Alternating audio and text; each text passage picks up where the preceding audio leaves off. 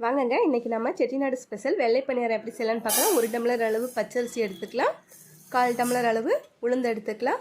ரெண்டையும் நல்லா வாஷ் பண்ணிவிட்டு தண்ணி சேர்த்து 2 மணி நேரத்துக்கு ஊற வச்சுக்கலாம். கரெக்டாக 2 மணி நேரம் ஊறணுங்க, அப்போ தான் அரைக்கும் போது நல்லா வரும் மாவு.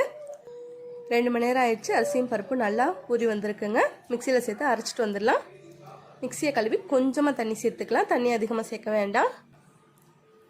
கொஞ்சமாக உப்பு சேர்த்துக்கோங்க. உப்பு வந்து ஃபுல்லாக இருக்கக்கூடாதுங்க, ஒரு 3/4 பதம் தான் இருக்கணும்.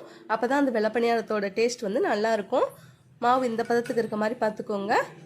கையில் தொட்டிங்கன்னா மை போல் இருக்கணும், கொஞ்சம் கூட நெருன்னு இருக்கக்கூடாது. ரொம்ப நைஸாக அரைச்சிக்கணும். அடுப்பில் ஒரு பாத்திரம் வச்சு எண்ணெய் சேர்த்துக்கலாம். எண்ணெய் நல்லா காயட்டும். கரண்டி வந்து இந்த மாதிரி கரண்டி எடுத்துக்கோங்க, குண்டு கரண்டியில் எடுக்கக்கூடாது. எண்ணெய் நல்லா காஞ்சதுக்கப்புறம் சிம்மில் வச்சுட்டு ஒன்றொன்னா ஊற்றி எடுக்கணுங்க. நம்ம வந்து ஒரே டைமில் 2-3 ஊற்றக்கூடாது. இந்த மாதிரி சின்ன சட்டியில் வச்சு ஒன்றொன்னா ஊற்றி எடுங்க. இந்த மாதிரி உப்பி வரும். அவ்வளோதாங்க, இது ஒரே செகண்டில் வெந்துடும். திருப்பி போட்டு உடனே எடுத்துடலாம்.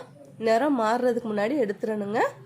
ஒரு சூப்பரான தக்காளி சட்னி, பூண்டு சட்னி அது கூட வச்சு சாப்பிட ரொம்ப டேஸ்ட்டாக இருக்கும். செஞ்சு பாருங்கள். ரொம்ப சாஃப்டான வெள்ளை பணியாரம் நமக்கு ரெடி ஆயிடுச்சு. செட்டிநாட்டில் இது ரொம்ப ஸ்பெஷலுங்க. எல்லா கல்யாண ஃபங்க்ஷன்லேயும் வெள்ளை பணியாரம் இல்லாமல் இருக்கவே இருக்காது. என்னோட சேனல் உங்களுக்கு பிடிச்சிருந்துச்சுன்னா லைக் பண்ணுங்கள், ஷேர் பண்ணுங்கள், மறக்காமல் சப்ஸ்கிரைப் பண்ணி வச்சுக்கோங்க. தேங்க்யூ.